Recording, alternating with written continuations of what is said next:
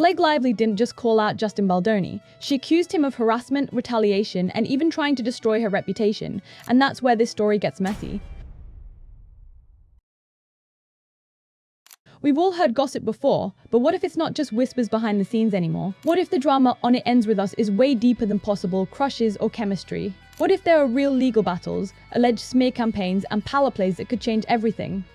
Stick with me, because today we're diving into a Hollywood story that feels like fiction, but it might be all too real. So you might be wondering right now, are these rumors just overblown tabloid fodder, or is there something serious going on under the spotlight? That's exactly what we're about to break down together, because this is one of those situations where the more you peel back, the more complicated it gets. We know It Ends With Us isn't just any random movie. It's based on Colleen Hoover's best-selling novel that already had a massive following before cameras even started rolling. Justin Baldoni took on the dual role of director and lead actor, and Blake Lively signed on as Lily Bloom, the main character fans were already deeply attached to. Just from that setup, you could already feel the tension.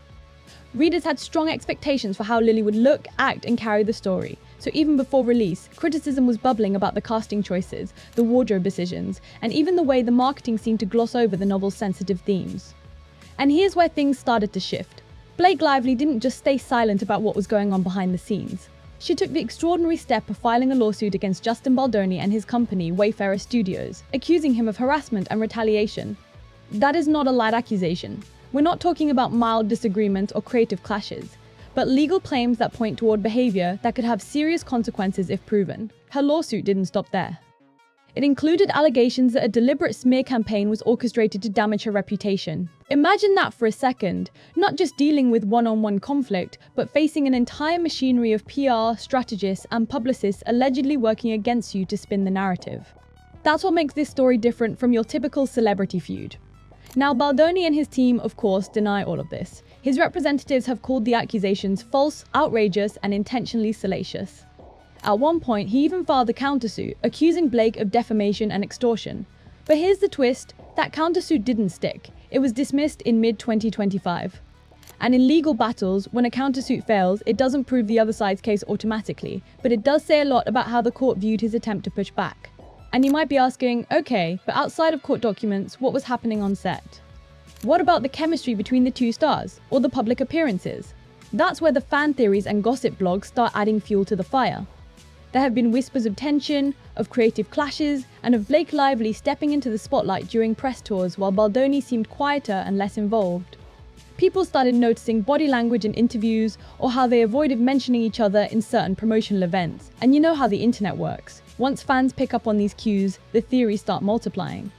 But beyond speculation, we know that the film's marketing became a controversy on its own. Instead of leaning into the heavy domestic violence themes of the original novel, some critics argued the studio focused too much on romance and fashion, making the serious issues feel secondary. Blake's lawsuit actually ties into this, claiming that image management wasn't just about selling tickets, but about protecting reputations and controlling the public narrative. And get this, there are even mentions of scenario planning documents that included things like how licensing a Taylor Swift song could affect the fan response. If that's true, it shows the level of detail put into shaping how audiences would perceive both the movie and the people behind it. Now let's stop here for a quick breather, because I know this is a lot. If you're enjoying this deep dive into the drama, go ahead and hit that subscribe button right now. Trust me, it's the easiest lawsuit you'll ever avoid. And while you're at it, drop a like.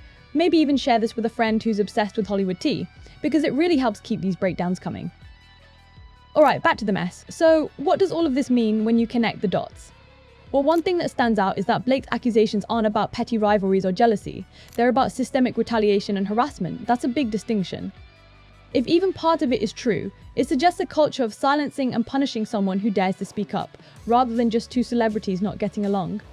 On Baldoni's side, the dismissal of his countersuit doesn't clear him of everything, but it does make it harder for him to claim he was the one being targeted unfairly. Courts don't throw out cases for no reason. Meanwhile, the support Blake has received publicly, from co-stars, from author Colleen Hoover, from unions like SAG-AFTRA, and from others in the industry, shows that this isn't just her fighting alone. Whether it's moral support or strategic alliance, having that backing matters in both the court of law and the court of public opinion. But here's the tricky part. A lot of the juiciest details are still sealed. Not everything has been made public yet. Some documents are under protective order, meaning only the lawyers and the court get to see them for now. That leaves us with a half-finished puzzle, where people on the outside are trying to piece things together from interviews, public filings, and the occasional leak. And in that gap, rumors thrive. Fans interpret wardrobe changes, awkward silences in interviews, or Instagram captions as proof of tension. But until documents get unsealed, those things remain speculative at best. And you know what else is worth thinking about? Motivation. Why would someone allegedly go from playful or flirty behavior, as some rumors suggest, to launching a smear campaign? Or, from the other perspective, why would Blake take the risk of going public with these heavy accusations? Because lawsuits like this aren't easy.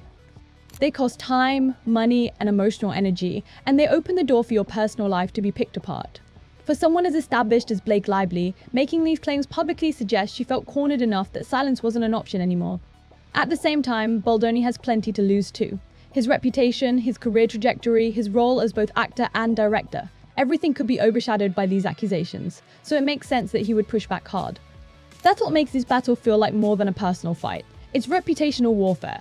Now, if we zoom out a little, you'll notice something fascinating. This isn't happening in isolation. Hollywood has been reckoning with issues of harassment, power abuse, and retaliation for years now. The Me Too movement cracked the door open, but stories like this remind us that it's still incredibly hard for people in the industry to come forward.